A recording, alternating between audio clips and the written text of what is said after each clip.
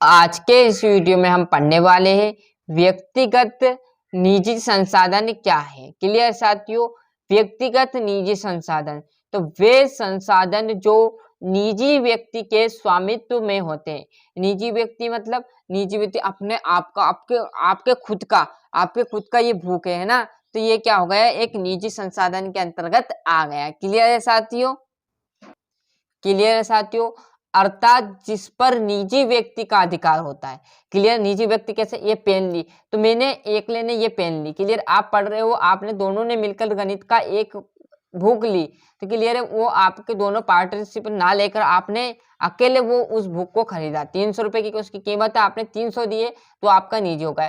300 में से आपके दो दोस्त थे, आपने 150 बांटे कर लिए। क्लियर साथियों, तो वो क्या हो गया, वो आपका व्यक्तिगत नहीं रहा, वो क्या हुआ, समूह की तरह समुदाय संसाधन हो गया। क्लियर है, तो वे संसाधन जो निजी व्यक्ति के स्वामित्व में होते हैं, अर्थात जिन पर निजी व्यक्ति का अधिकार होता है, मतलब आपके खुद का अधिकार होता है, किसी दूसरे का अधिकार ना होना चाहिए, वहां क्या कहलाता है, व्यक्तिगत या निजी संसाधन। जैसे गाड़ी आपने लिया, आपकी ये आपकी अगेनी गाड़ी हो गई, मतलब आपका अधिकार है। घर जो आपने बनाया आपका अधिकार, जमीनें आपकी है। क्लियर है, आदि ऐसे बहुत सारे उदाहरण है, मैंने मेन उदाहरण लिख दिए।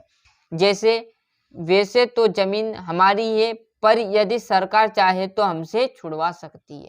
जमीन चाहे भाई ये हमारी है साथियों, क्योंकि सरकारी पट्टे में आ जाएगी ना तो सरकार हमसे छुड़ा लेगी।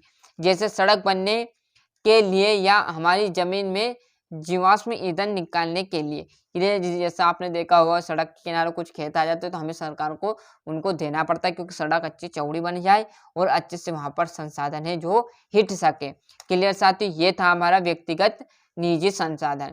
तो वे संसाधन जो निजी व्यक्ति के स्वामित्व में आते हैं, अर्थात जिन पर निजी व्यक्ति का अधिकार होता है, जैसे गाड़ी, घर, जमीन आदि। तो अच्छे से यहाँ से स्क्रीनशॉट ले लीजिए।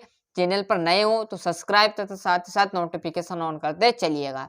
मिलते साथियों इसके अगले वीडियो में, जब तक के लिए अच्छे से मेहनत करता रहिएगा और अच्छे से पढ़ने में जुड़ जाएगा। और जिसने भी पेपर के सेट नहीं देखे जरूर देखे, उसी में से आपका पेपर फंसने वाला है। वार्षिक पूरा फिर बोल रहा हूँ, हर बार की तरह इस बार भी आपको प्रोवाइड करा रहा हूँ। क्लास 9th से लेकर 12th तक, यदि आपको भाई ने कोई 9th में हो या 12th 11th में हो तो उसको भी पेपर सेंड कीजिएगा, तो उन्हें भी सेट याद करने को बोल दीजिएगा, जिससे आपको वार्षिक परीक्षा में बहुत अधिक मदद मिलेगी।